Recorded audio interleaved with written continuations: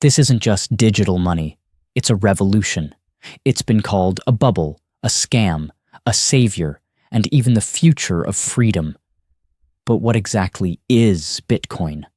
Why are governments afraid of it, billionaires obsessed with it, and everyday people betting their life savings on it? Buckle up, because what you're about to learn could change the way you see money forever. It's been declared dead more than 400 times. Yet it's still here, stronger, faster, and more relevant than ever. This is not just about digital money. This is the story of a movement, a crisis, a technology, and a future we're still trying to understand. This is Bitcoin, Revolution or Risk. Part 1. What is Bitcoin? So what exactly is Bitcoin? At its core, Bitcoin is digital money, money that isn't printed, controlled, or issued by any government or corporation. It's decentralized. That means no single person or institution controls it. Instead, it's powered by thousands of computers worldwide working together to maintain and verify its network. Bitcoin runs on something called blockchain, a public, unchangeable ledger of every transaction ever made. Imagine a spreadsheet duplicated across thousands of computers and updated simultaneously. That's blockchain. Transactions are validated through a process called mining. Miners solve complex math problems, and in return, they're rewarded with new bitcoins. That's how new coins enter circulation.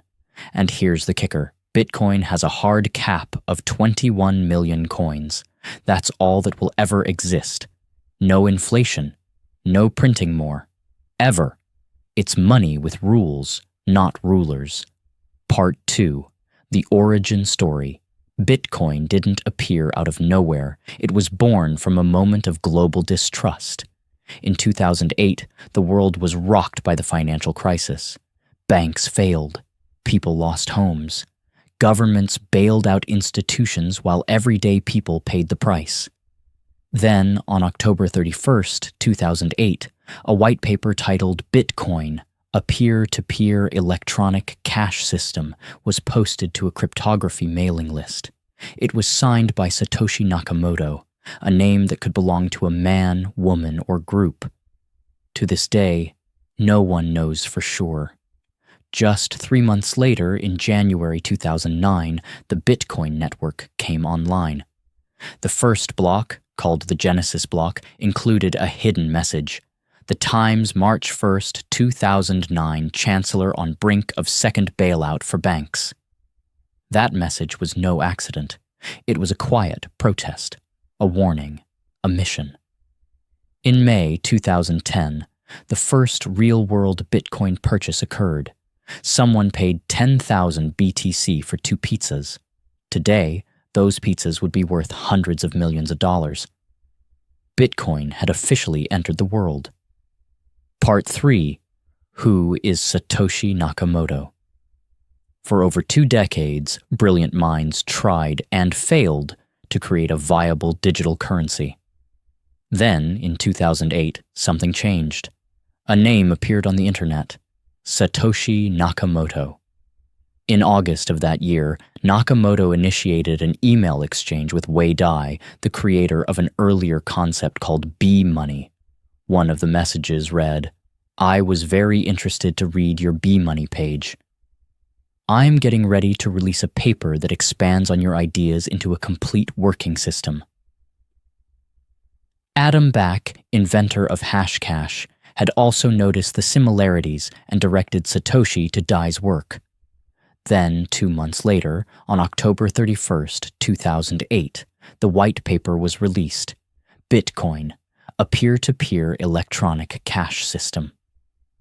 It introduced a radical concept, a payment system based not on trust but on cryptographic proof. In simple terms, it allowed 2 people to transact directly without needing a bank, a government, or any centralized authority. The white paper didn't just propose a new kind of money, it offered a complete escape from inflationary fiat currencies and centralized control. It was the digital equivalent of a financial declaration of independence. But here's the burning question: who is Satoshi Nakamoto? His or her identity is still unknown. The name is a pseudonym. It might be one person, it might be a group, it might even be an organization or a government. Some say it's Hal Finney. Others suggest Nick Szabo or even Elon Musk. But none of these theories have been confirmed. And maybe that's the point. Maybe Bitcoin was never supposed to have a face, a leader, or a central figure. Maybe the true genius of Satoshi Nakamoto was disappearing completely.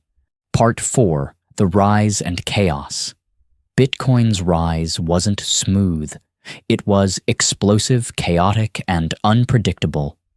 In 2013, Bitcoin surged from $13 to over $1,000. The world started to take notice.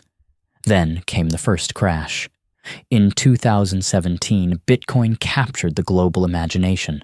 Prices soared to nearly $20,000. Everyone from Uber drivers to grandmothers was asking how to buy it. Then it crashed again, dropping over 80%. But it didn't die. In 2020 and 2021, fueled by institutional adoption, pandemic fears, and money printing, Bitcoin hit an all-time high of nearly $69,000. Companies like Tesla and MicroStrategy added Bitcoin to their balance sheets. El Salvador made it legal tender. And yet, the crashes kept coming. Bitcoin would lose half its value, then rise, then fall again. For investors, it's been a wild ride. For believers, it's all part of the revolution. Part 5: Bitcoin's real-world impact. Beyond headlines and price charts, Bitcoin is having a real impact in people's lives. In countries with failing currencies, like Venezuela, Argentina, and Turkey, people turn to Bitcoin to protect their savings. In places with strict government controls, Bitcoin offers financial freedom. No one can freeze your Bitcoin. No one can censor your transaction. In 2021, El Salvador became the first country to adopt Bitcoin as legal tender. That experiment is still unfolding, but it sent shockwaves through the global monetary system. During the war in Ukraine, millions of dollars in Bitcoin donations were sent within hours, something banks simply couldn't do. And for billions of people without access to a stable bank account, Bitcoin offers a simple idea: access. A smartphone, an internet connection, and you're in. No forms, no banks, no borders. Part 6: The Dark Side. But it's not all glory and growth. Bitcoin has a dark side, one that's cost people dearly. In 2014, Mt. Gox, then the biggest Bitcoin exchange, lost 850,000 BTC in a massive hack. It was worth $500 million then. Billions now. Then came Quadriga CX, where the founder mysteriously died and allegedly took the private keys with him. More recently, the collapse of FTX shook the entire crypto world. Although that wasn't Bitcoin's fault, it blurred the lines for many. Bitcoin has also been used on the dark web in ransomware attacks, and by criminals. Critics argue it enables money laundering and tax evasion. And then there's the environment. Mining uses electricity, a lot of it. Though many operations now use renewable energy, the debate over Bitcoin's environmental impact continues. Let's be clear. Most of the scams and chaos aren't caused by Bitcoin itself, but by people misusing the technology or by greedy copycats in the wider crypto space. Bitcoin is neutral. People are not. Part 7: The Rise and Fall of Max. Let me tell you a quick story. Max was a college student in 2013. He mined a few hundred Bitcoins on his old laptop. Forgot about them. Years passed. In 2017, he found his old wallet. Jackpot. Over $5 million. Max went from ramen noodles to private jets. He quit his job, traveled the world, bought into every new crypto project promising the next Bitcoin. In 2021, he put most of his fortune into a token called Moonshot X. It promised 100x returns. Then it vanished. Rug pulled. Max lost everything. Today, Max teaches math at a high school and stores his remaining Bitcoin in a cold wallet, offline in a fireproof safe. The moral? Hype fades. Fundamentals matter. And in crypto, greed is expensive. Part 8. What's next? So where is Bitcoin headed next? Technologically, it's evolving. With innovations like the Lightning Network, Bitcoin transactions are becoming faster and cheaper, potentially making it usable for everyday payments. Governments are watching closely. Some are regulating it, others are embracing it, a few still fear it. Financial institutions once mocked Bitcoin. Now they're building funds around it. Bitcoin ETFs are approved, retirement accounts are offering it, but its future is still uncertain. Will it become a global reserve currency, a digital version of gold, or be replaced by a newer, better tech? One thing is clear: Bitcoin is not going away. It's becoming part of the financial DNA of the world. Bitcoin is more than money. It's a question.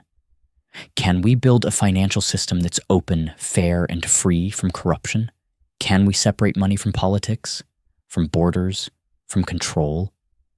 Bitcoin doesn't offer easy answers, but it forces us to ask better questions. Is it risky? Yes. Is it revolutionary? Also yes. If you're thinking about investing, start by investing in knowledge. Understand how it works, what it can do, and what it can't. Because here's the truth. Bitcoin doesn't care if you understand it, but your wallet will. Stay curious, stay cautious, and stay in control.